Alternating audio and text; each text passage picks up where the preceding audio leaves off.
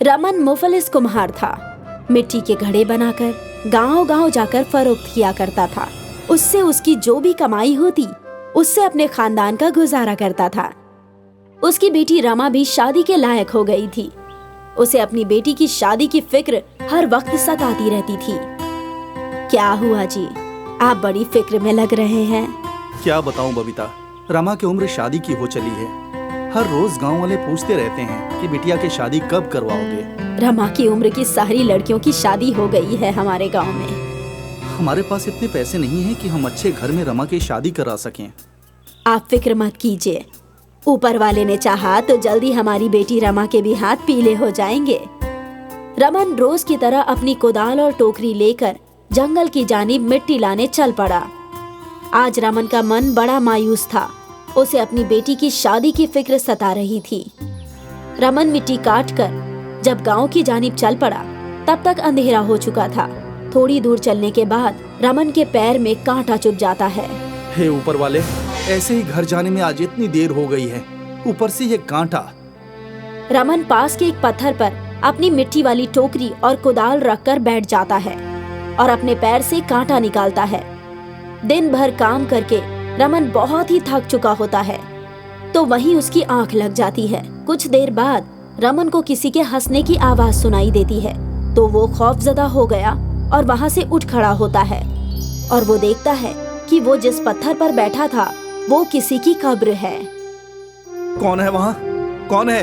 हे ऊपर वाले, मैं इस कब्र पर सो गया था। बचपन में मैंने सुना था कि कब्र पर भूत का साया होता है और मैं इसी पर सो गया।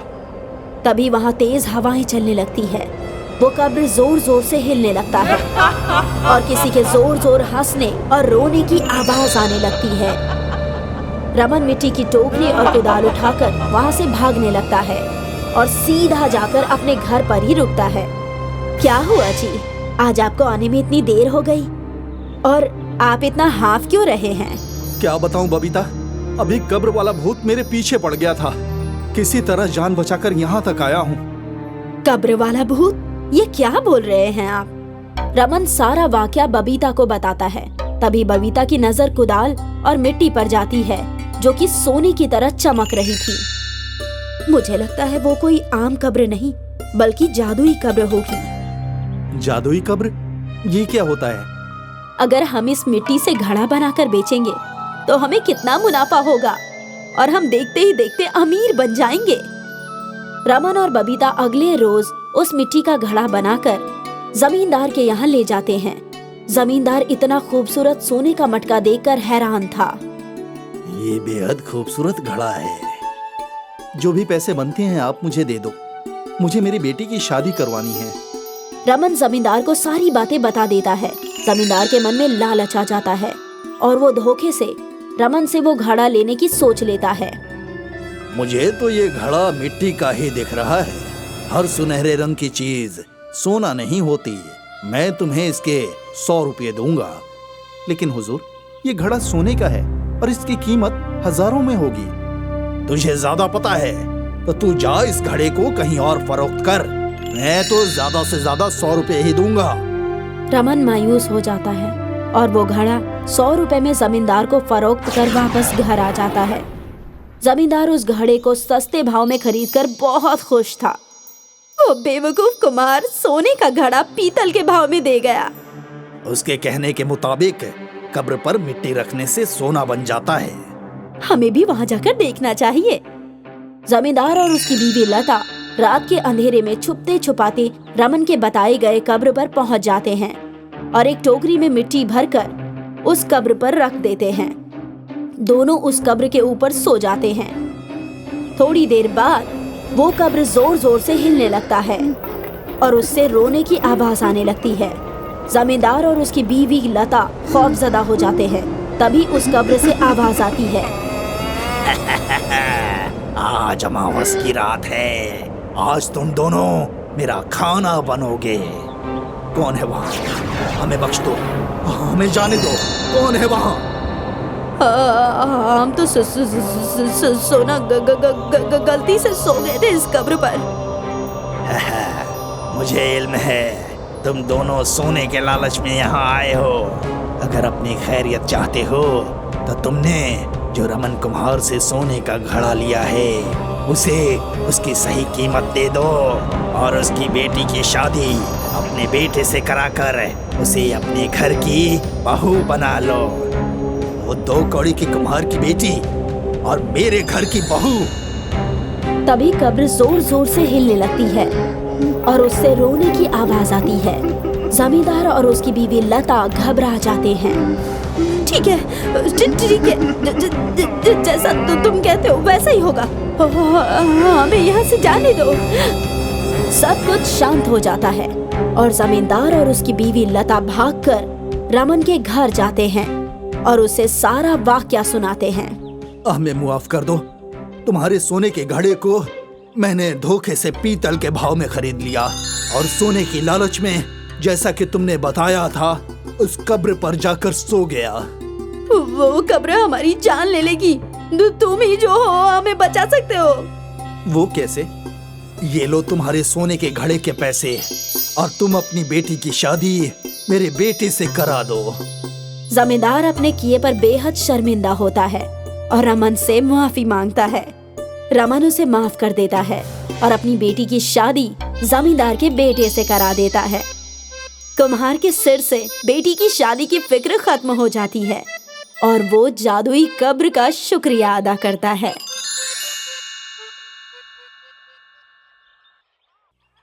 रमन मुफलिस कुम्हार था। मिट्टी के घड़े बनाकर गांव-गांव जाकर फरोख्त किया करता था। उससे उसकी जो भी कमाई होती उससे अपने खानदान का गुजारा करता था। उसकी बेटी रमा भी शादी के लायक हो गई थी। उसे अपनी बेटी की शादी की फिक्र हर वक्त सताती रहती थी। क्या हुआ जी, आप बड़ी फिक्र में लग रहे हैं? क्या बताऊं बबीता, रमा की उम्र शादी की हो चली है। हर रोज गांव वाले पूछते रहते हैं कि बिटिया की शादी कब करवाओगे। रमा की उम्र की सारी लड़कियों की शादी हो गई है हमारे गांव में। हमारे पास इतने पैसे नहीं हैं कि हम अच्छे घर में रमा की शादी करा सकें। आप फिक्र मत कीजिए, ऊपर वाले ने चाहा तो जल्दी हमारी बेटी रमा के भी हाथ पीले हो जाएंगे। रमन रोज की तरह अपनी कुदाल और टोकरी लेकर जंगल की जानिब मिट्टी लाने चल पड़ा। आज रमन का मन बड़ा मायूस था। उसे अपनी बेटी की शादी की फिक्र सता रही थी। रमन मिट्टी काट कर जब गांव की जानिब चल पड़ा तब तक अंधेरा हो चुका था। थोड़ी दूर चलने के बाद रमन के पैर में कांटा चुभ जाता है। हे ऊपर वाले, ऐसे ही घर जाने में आज इतनी देर हो गई है, ऊपर से ये कांटा। रमन पास के एक पत्थर पर अपनी मिट्टी वाली टोकरी और कुदाल रखकर बैठ जाता है और अपने पैर से कांटा निकालता है। दिन भर काम करके रमन बहुत ही थक चुका होता है तो वहीं उसकी आंख लग जाती है। कुछ देर बाद रमन को किसी के हंसने की आवाज सुनाई देती है तो वो खौफजदा हो गया और वहां से उठ खड़ा होता है और वो देखता है कि वो जिस पत्थर पर बैठा था वो किसी की कब्र है। कौन है वहाँ? कौन है? हे ऊपर वाले, मैं इस कब्र पर सो गया था। बचपन में मैंने सुना था कि कब्र पर भूत का साया होता है और मैं इसी पर सो गया। तभी वहाँ तेज हवाएं चलने लगती है। वो कब्र जोर जोर से हिलने लगता है और किसी के जोर जोर हंसने और रोने की आवाज आने लगती है। रमन मिट्टी की टोकरी और कुदाल उठाकर वहाँ से भागने लगता है और सीधा जाकर अपने घर पर ही रुकता है। क्या हुआ जी, आज आपको आने में इतनी देर हो गई और आप इतना हाफ क्यों रहे हैं? क्या बताऊं बबीता, अभी कब्र वाला भूत मेरे पीछे पड़ गया था।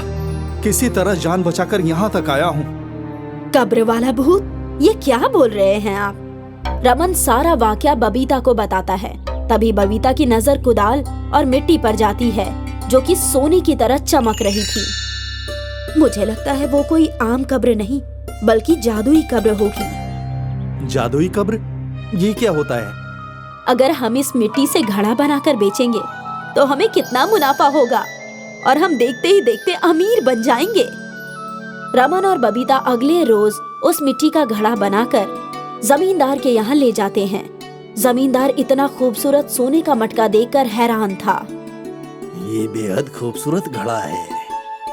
जो भी पैसे बनते हैं आप मुझे दे दो, मुझे मेरी बेटी की शादी करवानी है। रमन जमींदार को सारी बातें बता देता है। जमींदार के मन में लालच आ जाता है और वो धोखे से रमन से वो घड़ा लेने की सोच लेता है। मुझे तो ये घड़ा मिट्टी का ही दिख रहा है। हर सुनहरे रंग की चीज सोना नहीं होती। मैं तुम्हें इसके 100 रुपये दूंगा।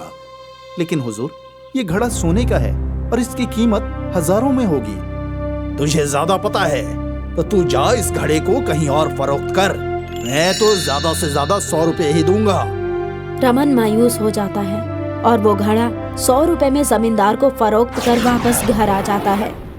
जमींदार उस घड़े को सस्ते भाव में खरीदकर बहुत खुश था। वो बेवकूफ कुमार सोने का घड़ा पीतल के भाव में दे गया। उसके कहने के मुताबिक कब्र पर मिट्टी रखने से सोना बन जाता है। हमें भी वहाँ जाकर देखना चाहिए। जमींदार और उसकी बीवी लता रात के अंधेरे में छुपते छुपाते रमन के बताए गए कब्र पर पहुँच जाते हैं और एक टोकरी में मिट्टी भरकर उस कब्र पर रख देते हैं। दोनों उस कब्र के ऊपर सो जाते हैं। थोड़ी देर बाद वो कब्र जोर जोर से हिलने लगता है और उससे रोने की आवाज आने लगती है। जमींदार और उसकी बीवी लता खौफजदा हो जाते हैं। तभी उस कब्र से आवाज आती है, आज अमावस की रात है। आज तुम दोनों मेरा खाना बनोगे। कौन है वहाँ? हमें बख्श दो, हमें जाने दो। कौन है वहाँ? हम तो सोना गलती से सो गए थे इस कब्र पर। मुझे इल्म है तुम दोनों सोने के लालच में यहाँ आए हो। अगर अपनी खैरियत चाहते हो तो तुमने जो रमन कुम्हार से सोने का घड़ा लिया है उसे उसकी सही कीमत दे दो और उसकी बेटी की शादी अपने बेटे से कराकर उसे अपने घर की बहू बना लो। वो 2 कौड़ी की कुम्हार की बेटी और मेरे घर की बहू। तभी कब्र जोर जोर से हिलने लगती है और उससे रोने की आवाज आती है। जमींदार और उसकी बीवी लता घबरा जाते हैं। ठीक है, जैसा तुम कहते हो वैसा ही होगा। हमें यहाँ से जाने दो। सब कुछ शांत हो जाता है और जमींदार और उसकी बीवी लता भागकर रमन के घर जाते हैं और उसे सारा वाकया सुनाते हैं। हमें मुआफ कर दो। तुम्हारे सोने के घड़े को मैंने धोखे से पीतल के भाव में खरीद लिया और सोने की लालच में जैसा कि तुमने बताया था उस कब्र पर जाकर सो गया। वो कब्र हमारी जान ले लेगी। तुम ही जो हो हमें बचा सकते हो। वो कैसे?